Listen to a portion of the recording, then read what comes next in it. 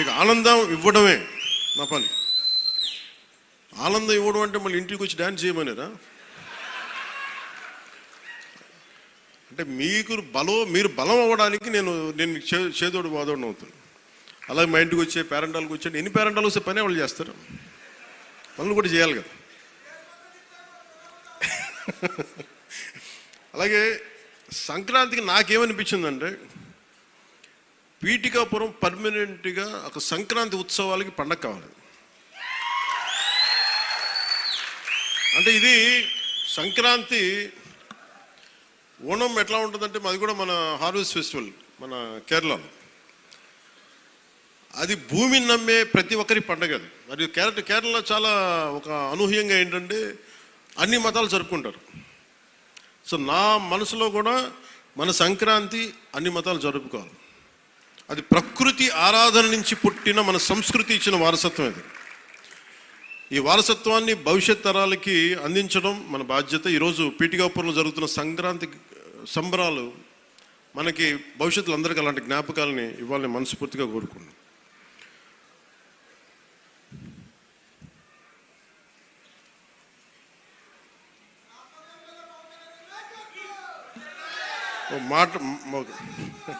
అలాగే సంక్రాంతి అనగానే నేను మెయిన్గా ఎందుకు చాలా నాకు అనిపించిందంటే, గోదావరి జిల్లాలండి, కోడిపందాలండి, జోదాలండి, సంక్రాంతి తాలూకు అంటే సంక్రాంతి అంటే కోడిపందాలు, జూదాలు, పేకాట. ఓకే, నేను సరదా అదేం కాదంటలేదు, చేసేవాళ్ళని చేసుకోమని చెప్పి నాకు ఇబ్బంది లేదు. కానీ అంటే నేను తెలంగాణ స్నేహితులు కూడా చెప్తా ఉంటాను. హైదరాబాద్ నేనే ఇంట్లో ఉంటే, నేను హైదరాబాద్లో ఉంటే ఇప్పుడు 10 years బ్యాక్ మేము ఎక్కడికి వెళ్తా అంటే మేము భీమవరం వెళ్ళిపోతా ఉండే, లేదంటే మేము తూర్పుగోదావరి వెళ్ళిపోతాం. దేనికి అంటే మేము అక్కడ ఈ కోడి పందాలకి ఎంత డబ్బులు వేస్తారని నాకు తెలియదు కూడా తెలియదు. నాకు అప్పుడు అర్థమైంది. అంటే నేను అనేది సంక్రాంతి అంటే కేవలం కోడి పందాలు, పేకాట, జూదం దగ్గరికి పరిమితం అయిపోతే రాంగ్ ఇండికేషన్ వెళ్తుంది సొసైటీకి. ఇంకెక్కడ వెళ్ళాం మనం. అది మార్పు రావాలి అంటే, ఎందుకంటే మన సంస్కృతిని మనం దేనికైతే అసలు మూలం ఎట్లా ప్రారంభం అది మర్చిపోయాం అనుకోండి, మర్చిపోతే అది దారి తప్పేస్తాం. అప్పుడు మీకు మెకాలే చెప్పినట్టుగా ఒకరిని దెబ్బ కొట్టాలి, ఒకరిని సంస్కృతిని, దేశాన్ని వైపౌట్ చేయాలంటే ముందు వాళ్ళ సంస్కృతిని చంపేయడం. సో ఇది సంస్కృతి మూలాల్ని పరిరక్షించడానికి, మర్చిపోకూడదని చెప్పడానికే ఈ వేడుక ఈ రోజున పీఠిక. ఇది మొత్తం రాష్ట్రంలో ప్రతి నియోజకవర్గంలో ఇది అవ్వాలి. ఇది మనకి గోదావరి జిల్లాలో సంక్రాంతిని కోడిపందాలు, ₹1 చేతులు మారుతాయి అనే మాట పోవాలి. సంక్రాంతి నుంచి భోగి మంటల్లో కలిపేయాలి. సరదాగా చేసుకుంటారో ఏం చేసుకుంటారో అది వేరే, కానీ అది మట్టుకు ప్రత్యేకంగా కనిపించకూడదు. ఇది ఆప్యాయతానురాగాల గురించి, పంచే మనస్తత్వం గురించి చెప్పుకోవాలి. ఇందాక మనం చూసిన హరిదాసు కీర్తనల గురించి చెప్పుకోవాలి. గరగ నృత్యాలు, గంగిరెద్దులాటలు, కోలాటలు, భజనల గురించి చెప్పుకోవాలి. అలాగే నవతరానికి మన సాంప్రదాయాల విలువల గురించి, కళారూపాలు, సృజనాత్మక ప్రక్రియల గురించి తెలియాలి.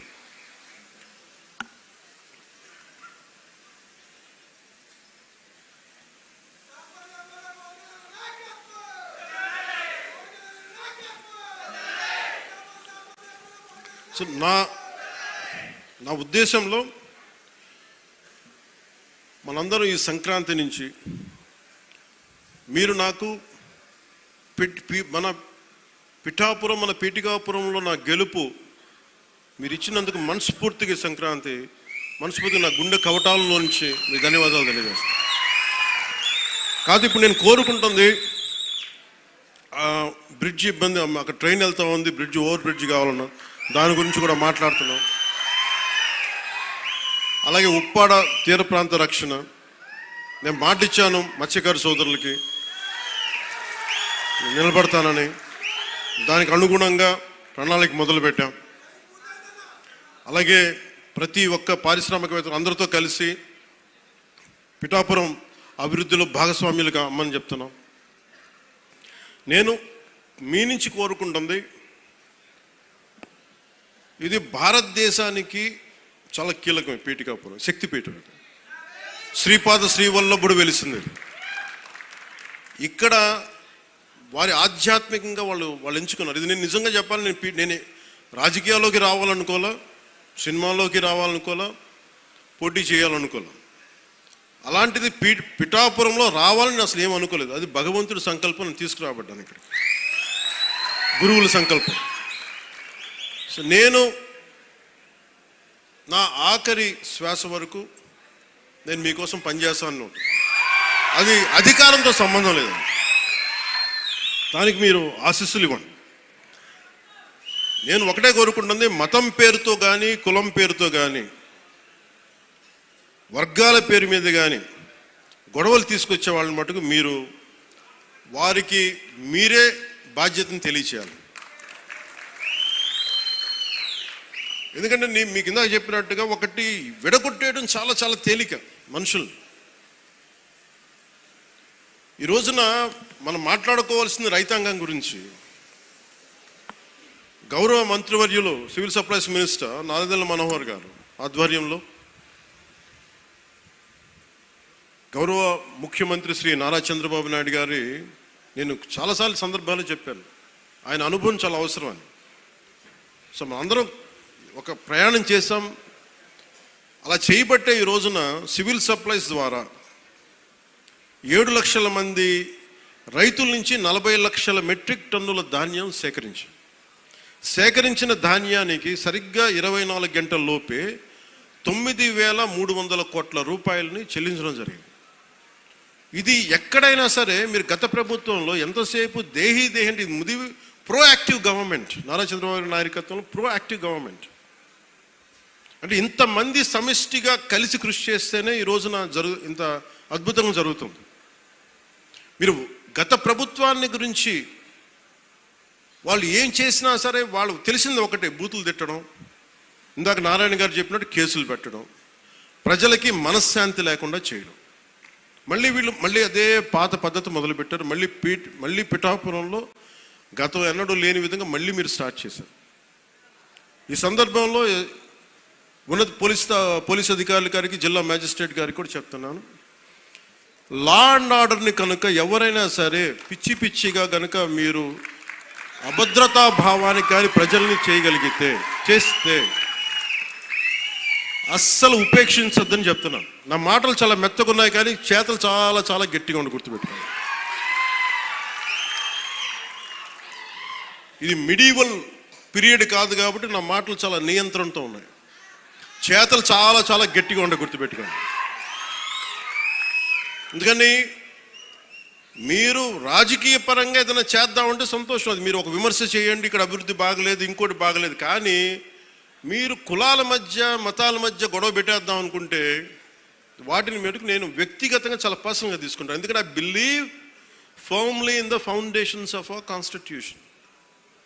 నేను రూల్నే మాట్లాడతా, రూల్నే అప్లై చేస్తా. అది దయచేసి ఉన్నతాధికారులందరూ, అది మీరు కలెక్టర్ గారు కావచ్చు, ఎస్పీ గారు కావచ్చు, మీరు ప్లీజ్ అది మీరు చాలా ఫర్మ్గా అప్లై చేయండి. అది నేను స్వయాన ముఖ్యమంత్రి గారే మేము తప్పు చేసినా మాకు కూడా అప్లై చేయండి అని మేము శాసనసభలో చెప్పి we are bounded by that word. అందుకని ఎవ్వరు కూడా వ్యవస్థకు అతీతులు కాదు, నాతో సహా. అందుకని దాని దృష్టిలో మేము వ్యవస్థకు లోబడి ఉంటాం, మేము వ్యవస్థకు లోబడి రెచ్చగొడతామంటే దానిని ఎలా హ్యాండిల్ చేయాలో, ఎందుకంటే అక్కడ దాకా దృష్టి పెట్టలే, చాలా సంయమనంతో ఉన్నాను నేను. మీరు పిఠాపురంకు వచ్చి గొడవలు పెడతామంటే నేను ఇక్కడ కూర్చొని మొత్తం ఏరేస్తాను, అందరిని గుర్తుపెట్టుకోండి. అక్కడ దాకా తీసుకురావద్దు. తల్లి బిడ్డ న్యాయంగా పోదాం, తల్లి బిడ్డ న్యాయంగా పోదాం. మీరు ఒక మాట అనండి, నేను తీసుకుంటా. కానీ మీరు నన్నన్నా పర్లా, పార్టీనన్నా నేను భరిస్తాను. కానీ ప్రజల మధ్య వైషమ్యాలని కనుక మీరు చేస్తే దాని పర్యవసానాలు చాలా తీవ్రంగా ఉంటాయి, గుర్తుపెట్టుకోండి. ఎందుకంటే నాకు ఓటమి భయం లేదు, ఇది చాలా చాలా అర్థం చేసుకోవాలి అందరూ. నాకు ముందుకెళ్ళే ఆలోచనే తప్ప ఓటమి భయం లేదు. ఎందుకంటే నేను నిలబడతాను, నాకు తప్పు అని నేను ఒక వాస్తవంలో బతుకుతాను. ఈరోజు పదవులు ఉండొచ్చు, పదవులు పోవచ్చు, వీటి మీద నేను ఆలోచించుకొని చేయను. ఈ రోజున ఇన్ని వేల కోట్లు, ఇందాక మనోహర్ గారు చెప్పినట్టుగా మీకు పెన్షన్స్ ఇచ్చినా కానీ దాదాపు 24 గంటల్లో ఒక 9,000 కోట్లు పైచిల్లుకు డబ్బులు పంచినా కానీ ఇదంతా కలెక్టివ్ అందరం కూర్చొని చేసింది. దానికి ఒక అనుభవశీలురు, ఒక బలమైన పార్టీ తెలుగుదేశం పార్టీ. ఆ పార్టీని కూడా నేను చాలా గౌరవిస్తాను. ఇప్పుడు కాదు, నేను ముందు నుంచి చెప్తున్నాను.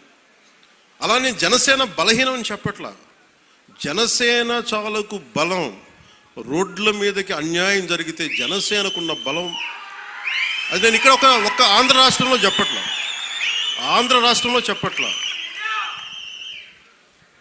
నా సిద్ధాంతాలని, జనసేన సిద్ధాంతాలు నమ్మేవాళ్ళు ఊరికి 10 మంది ఉన్నా వాళ్ళు 1000 మందితో గొడవ పెట్టుకుంటారు.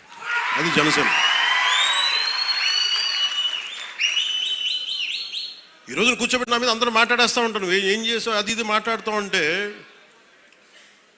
మరి 2019లో అన్ని కేసులు పెడుతున్నాం, వాళ్ళందరూ ఏమైపోయారు? అప్పుడు గొంతు పెగలేదు. అప్పుడు ఏమైపోయింది?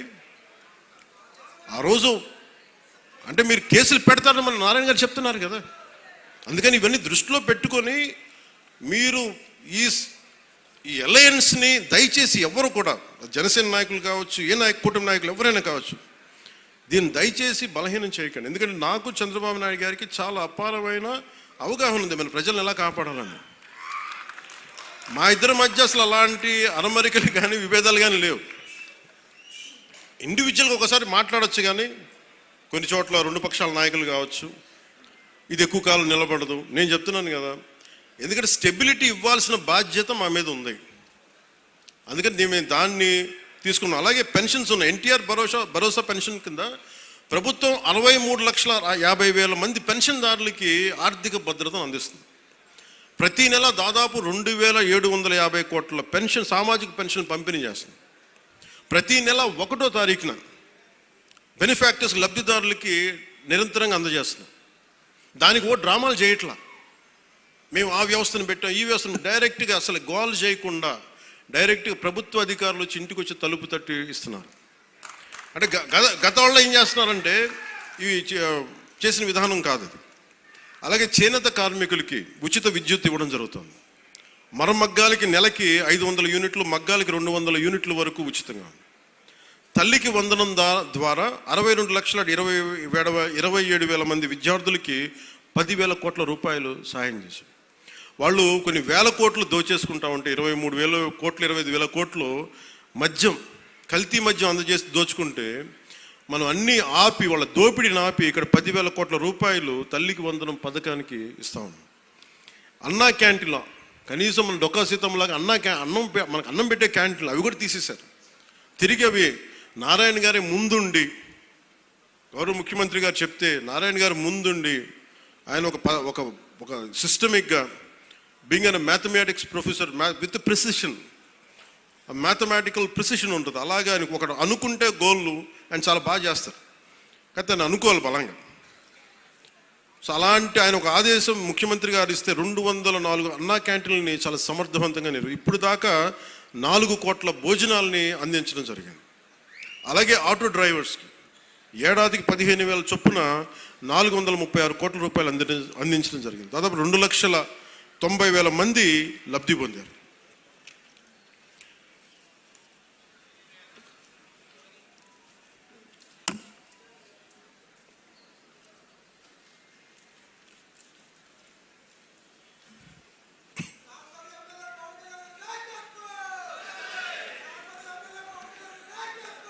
అలాగే ప్రత్యేకించి పిఠాపురానికి సంబంధించి పిఠాపురం మండలంలో 9.60 కోట్లతోటి ఫ్లాట్ అండ్ ఫ్యాక్టరీ కాంప్లెక్స్ నిర్మాణానికి శంకుస్థాపన చేశాం. దీని ద్వారా సూక్ష్మ, చిన్న, మైక్రో, స్మాల్ మన పరిశ్రమలకి ప్రోత్సాహం ఉంటుంది. ఇందులో 50% సామాజికంగా వెనకబడ్డ ఎస్సీ, మత్స్యకార వర్గాలకి ఇది కేటాయించబడుతుంది. దీనివల్ల 650 మందికి ఉపాధి అవకాశాలు కలుగుతాయి.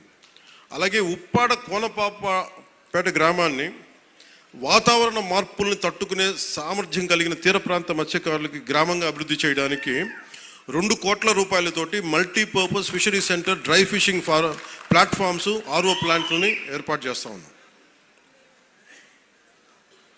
అలాగే ఉపాధి హామీ పథకం ద్వారా 31,21,21,00,000 మినీ గోకులాలు, హెల్త్ క్లినిక్లు, పంచాయతీ భవనాలు, గ్రామీణ రోడ్ల నిర్మాణానికి శంకుస్థాపన చేశాం.